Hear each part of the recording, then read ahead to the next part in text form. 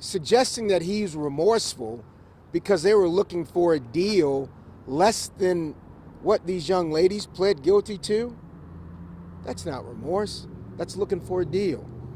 I didn't hear a single apology in that room today. He could have stopped what was going on to Miss Frickey at multiple times and he didn't, right? So yes, society needs to do better for its children. Yes, it needs to go downriver and figure out why kids are falling in. Yes, we need to have a statewide conversation about truancy. This is a court of law.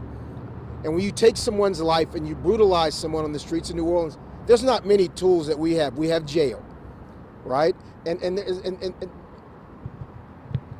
the judge herself made it very, very clear. This was a mandatory sentence because his crime was just that horrific, right?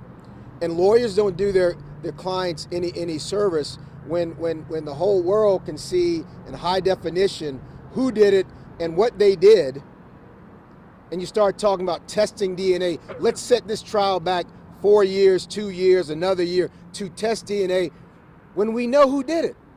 That's not showing remorse, right?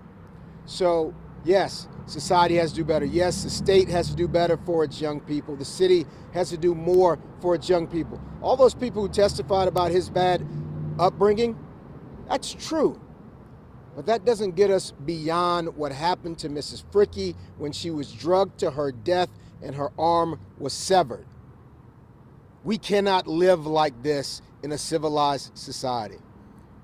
Young people need to understand that, and adults need to understand that.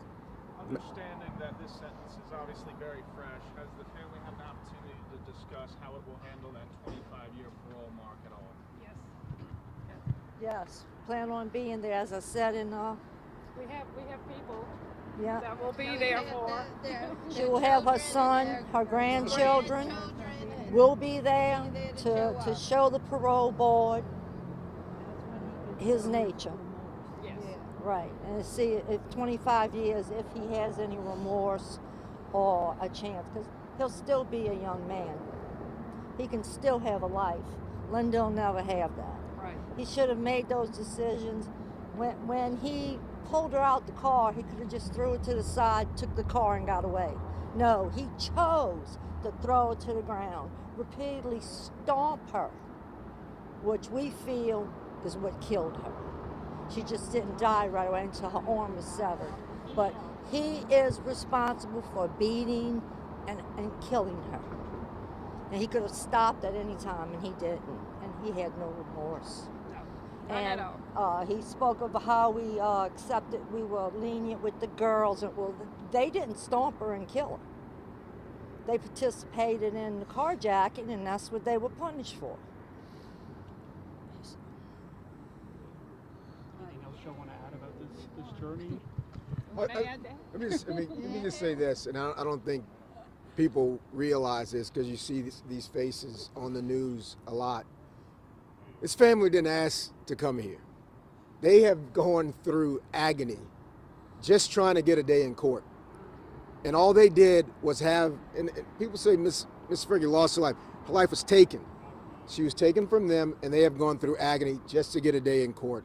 And the world needs to understand how painful this process is for the next of kin, for the people that are left behind. And this family is just, you all have been amazing throughout this entire process. Thank you. We would have kept on going. Let's get y'all out of the cold. All right.